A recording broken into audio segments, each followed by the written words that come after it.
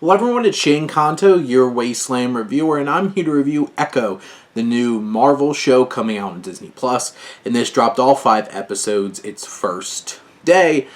First time that they've released, like a binge release for a MCU film series here on Disney+.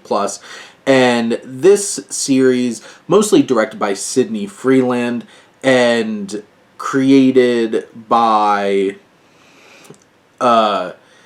you had quite a few writers on this film in particular, but we have Aliqua Cox, who comes back as Maya Lopez, who is introduced in the Hawkeye series, who, you know, she's an assassin for the Kingpin. Vincent D'Onofrio is back at it again as Wilson Fisk, and she goes back to Oklahoma for Choctaw roots, and we get a lot of her backstory. We get her ancestral story.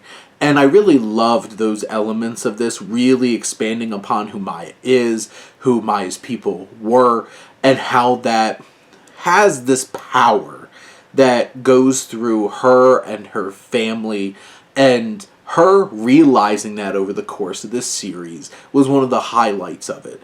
I love the cast, Chuske Spencer, Tantoon Cardinal, Graham Greene, Devery Jacobs, Cody Lightning, and so many other Native American actors coming into this. A lot of these characters get really underdeveloped over the course of these episodes, but there's so much personality that these actors bring to the table. You even got Dallas Goldtooth of the Spirit fame from like Reservation Dogs, and they're just so much fun to spend time on screen with and watching them.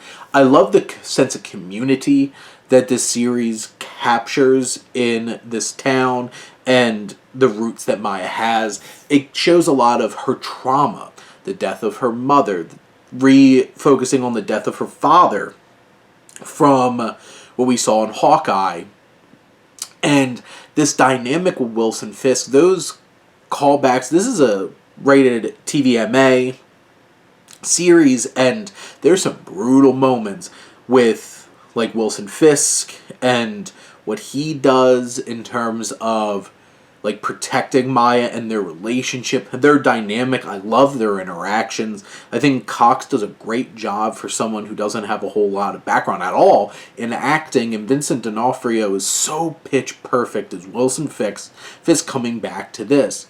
This doesn't have a whole lot of action in it. So, warn you, don't expect this to be like a big action-packed, like Hawkeye had a lot of action, and this has some moments. There's a really great scene towards the beginning of the series where you see Daredevil, and I don't think that's really a spoiler. I'm pretty sure a lot of people saw that coming. He's in it very little, but there's a really cool fight scene, and it would have been nice to get a little bit more of that, but they choose to go in a very different direction in terms of the conflict between Maya and Fisk, and it really focusing on her roots and her trauma, and his trauma too, which adds more depth to Wilson Fisk in this as well. It's a challenging relationship that they go through here, but my biggest issue is a lot of the other characters, like I mentioned, are really underdeveloped. I feel like there's a lot of fat on this. This did not need to be a 5-episode series. This easily could have been a film. It could have been a Disney Plus feature special, lean down, hitting on some of the main points, and still being able to tell this exact story.